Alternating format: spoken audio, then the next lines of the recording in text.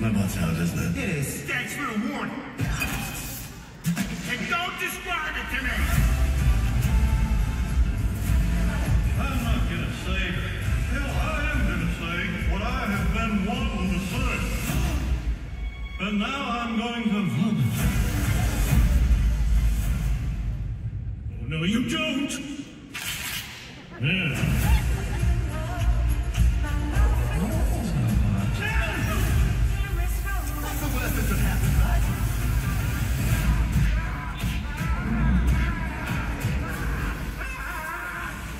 What a beautiful creature.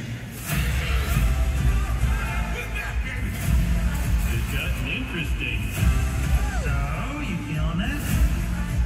This is madness. Why didn't you tell me about any of this? I can't believe it. And now, the moment you've been waiting for.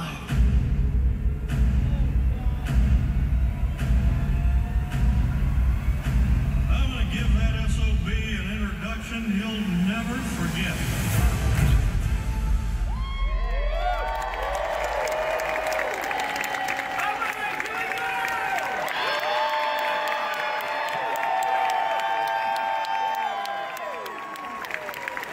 That's right.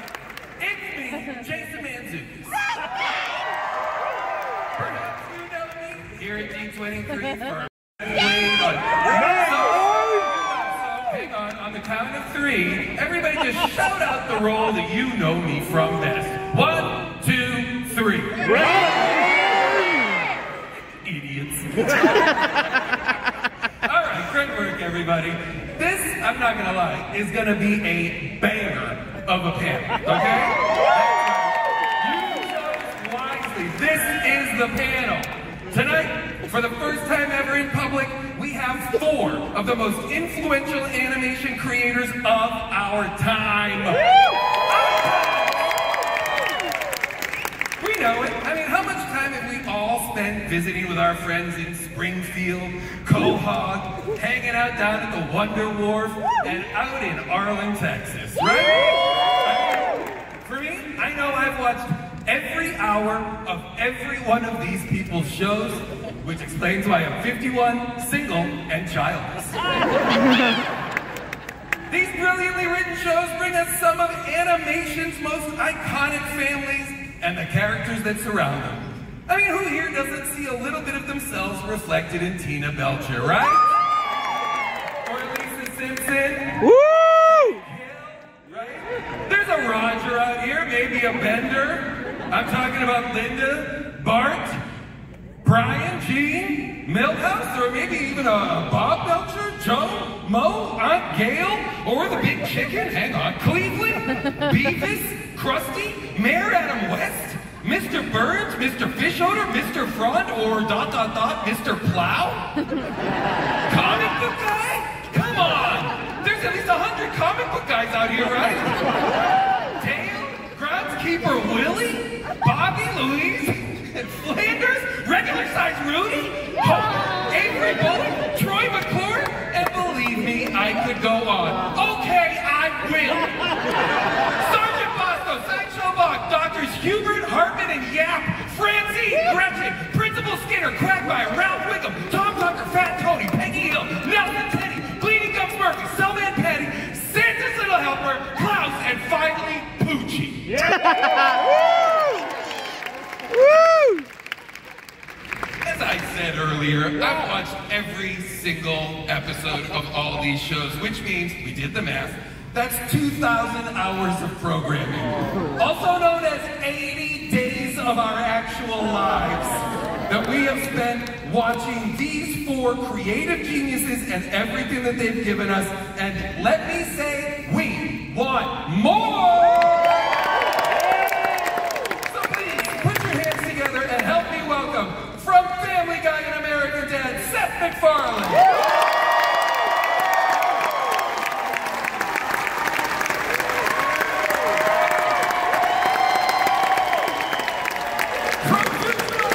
Simpsons, Matt Groening. Woo! Woo!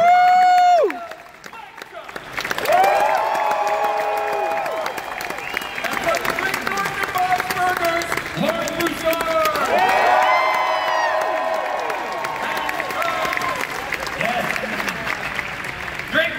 everybody. We all got out quick.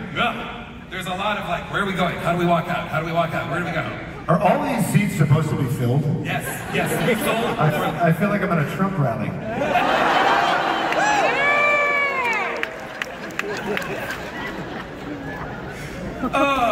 Guys, welcome to D23. Sorry, I've already ruined it. Thank you. Hang on. You want to start it over? I'll redo all the lines. I'll redo all the names. I'm off book with the names. Guys, here we are, back together again, right? We've done this once before, it went great. They said, please, come back together and talk to us again. So, wait, can I say? Yes. They talked, all of us, to come to do a panel discussion. Yeah. And I said, I don't know. And they said, well, Seth is going to do it. Whoa.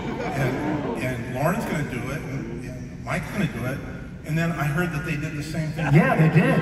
They said Matt's going to do it, and Mike's going to do it, and Lauren's going to do it.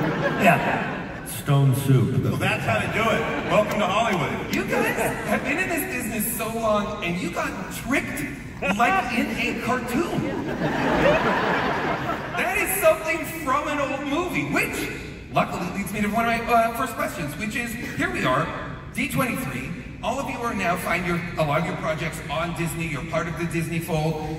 How important was Disney to you? How you are all people who came up creating your own stuff, drawing a lot of times, voicing stuff. How much was Disney part of your origin story, if at all? What were the movies or characters or things that you saw in the old Disney movies or stuff that made you feel like inspired? I have one. The audio. Well, I have the records. And it was a big thing. When we were kids, my parents would put the records.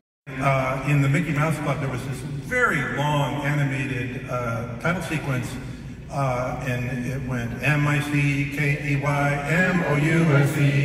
right? And then Donald Duck would hit a gong, and he'd hit it in a different way each time, and so that gave me the idea for the couch tags. Simpsons. There you go. Wow. That's a good tip. And by the way, I tried when the Simpsons came to Disney, I tried to do our version of the Mickey Mouse Club opening theme, B-A-R-T-S-I-M-P-S-O-N, and they said no. How dare they? I studied the great cartoons that we love, the Warner Brothers, Looney Tunes cartoons, the Flintstones, the Hanna-Barbera cartoons, but Donald Duck, yeah. There's me. But before the Simpsons, I mean, adult animation, I think like Fish Police was like all we had. And then here comes this groundbreaking show it was the first time that I was conscious that I was actually laughing as opposed to just acknowledging that something was funny on a visceral and intellectual level. I was laughing out loud with my friends, and that was really unusual and really special, and it must have been how it was for people watching The Honeymooners when that first came out. Yeah, no, and it's like, it really is something that explodes animation into modernity. You know, at a time when it just wasn't done. And at least for me, like I was saying, seeing animation in prime time, or first seeing it on Tracy Ullman's show, which I was passionate about, and then seeing it in prime time was mind-blowing, you know? And I was thinking about these guys, so Simpsons changes everything, and then what's interesting from my point of view is coming along last, is their shows proved under certain circumstances you could do it again. And I think that was not clear when The Simpsons came out. You know, then he did it again with Futurama. But I don't know that anyone would have had the audacity to dare to think that it would work. And then there was the jury was out for a minute. You know, the Family Guy gets canceled and then brought back. And I feel like King of the Hill especially established that you could do it and be a grounded, really character-driven show, not that the other shows aren't. And I found when I finally come along, I'm drafted behind these guys who proved you could do it. But you did something that, again, we stole from all you guys. Let me remove. It's fine, we can move on it, because... No, I gotta say, one of the nice things, when The Simpsons came along, you know, no, there hadn't been any primetime animated series that anybody could remember for a long, long time. And thank God for the Fox network. They were so desperate and no, they were willing to try stuff that other It's people been a long time since someone said, thank God for the Fox network. Isn't that nice to hear? So, yes, thank you, Fox. Yes. No, but the thing is that was amazing. So The Simpsons was on, and it became a very big success very quickly. And then came you guys, the rest of you guys, with all your great original stuff, really funny. But the amazing thing is that no other networks really dared do it. Every so often they would do another show, but it was always watered down. And one of the great things about all your shows is that they're really, really funny. They're really genuinely funny, genuinely original, and an individual point of view, which I really love. And again, the Fox network was the only one that was willing to do it. Will and Abe. And the King of the Hill would come on, and they couldn't run out of the room fast enough. They just hated King of the Hill. But wait, a few months went by, and suddenly they skipped The Simpsons, and they just wanted to start with King of the Hill. And not only that, I told Seth this story once many, many years ago, and I'll tell it again. I told my son Abe came up to me and he says, you know, Simpsons is considered old hat at school. The kids are into Family Guy now. Oh my and God. I said, yeah, tell Family Guy to buy you an Xbox. And Abe said, I wish Seth MacFarlane was my dad. And Seth, I do believe you adopted that son, is that right? That's the saddest story I forgot. Are you guys okay? I will leave all of you with my voiceover reel after this, just in case. Wait, you did The Simpsons. I did. You did The Simpsons, and he was great. I just did it. It was great. It couldn't have been more. I truly had goosebumps and got very emotional when I got the script that had my name on it and the Simpsons logo on it. It was a genuinely thrilling moment in my career. For real. And you signed the contract giving us rights to your likeness. Well, that's great. I would love it if you used my likeness in The Simpsons. I will sign whatever you need.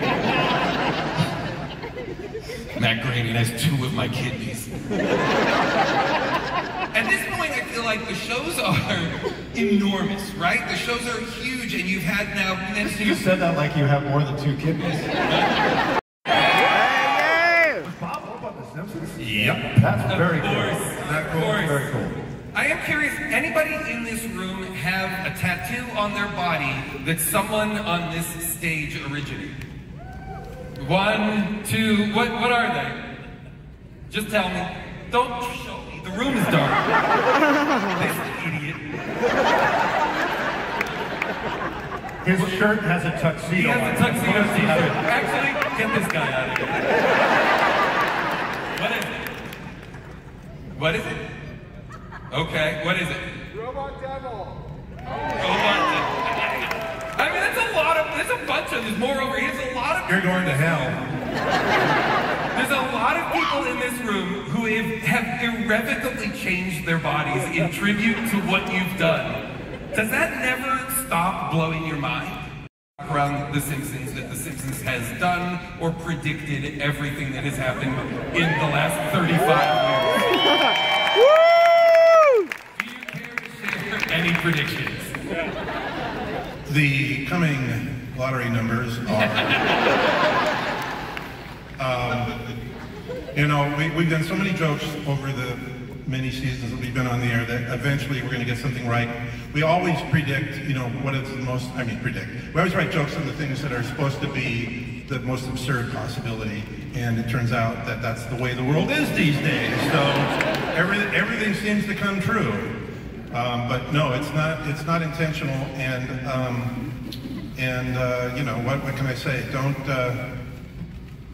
stop writing mean stuff about me on Twitter, okay? I'm not a communist. I'm not a Satanist. I'm not a Freemason, 33rd degree level or whatever it is. Yep, it's all good fun, folks. Thank you. Thank you questions were about you being a communist. So. At the Republican National Convention.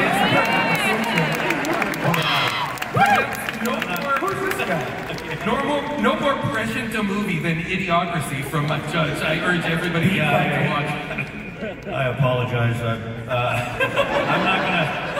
I'm not gonna try predicting the future anymore. You did this to us. The clock says 0. I have so many more things. The sign says wrap it up. Thank you to everybody on this stage. Woo! I love the Simpsons! Woo! Next up is going to be the Bone Burgers panel, so stick around. It's going to be nuts.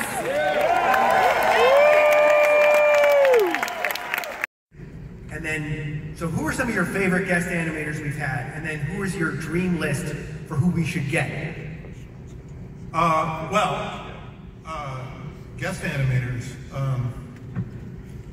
Well, Guillermo del Toro did a great couch gag extended thing in a week that the studio animated, but that he set up and everything.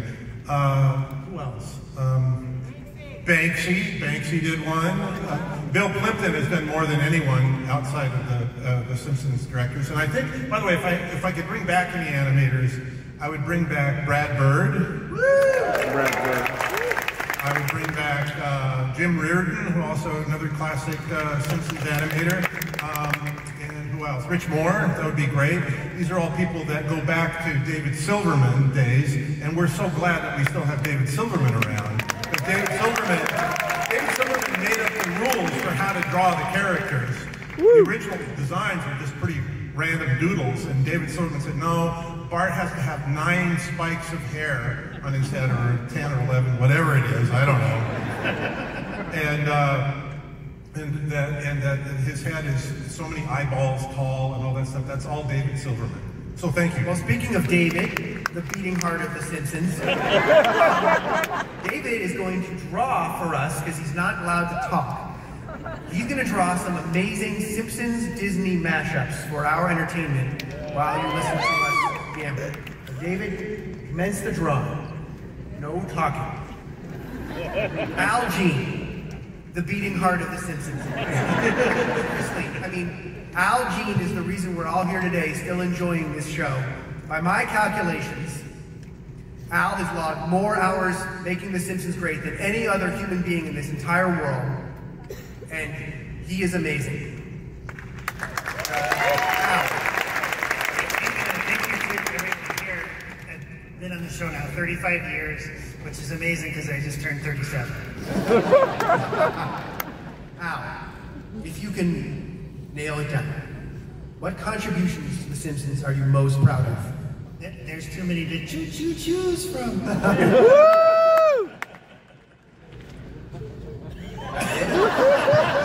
Al, there's so much more. It was broadcast. Yes, and what was the theme of that episode? Christmas. Christmas, people! Woo! Oh my God! We're going to be dropping, not airing, things drop now, they don't air. Dropping a double-sized Christmas episode on December 17th, 2024. That's right, not a two-parter, folks. A double episode. A sweet, funny, emotional, funny Simpsons episode, all about your favorite December holiday, Christmas. Woo! She plays both Bart and Ralph. Do you have any memories of recording that? Or is it all blur? Well, my favorite line is, I'm Milhouse! No, I'm Ralph! So that's very exciting to us. Then in 2025, 2 more exclusive Disney Plus streaming episodes. The first of which, Yellow Planet, we have an exclusive clip of right now. Oh my God.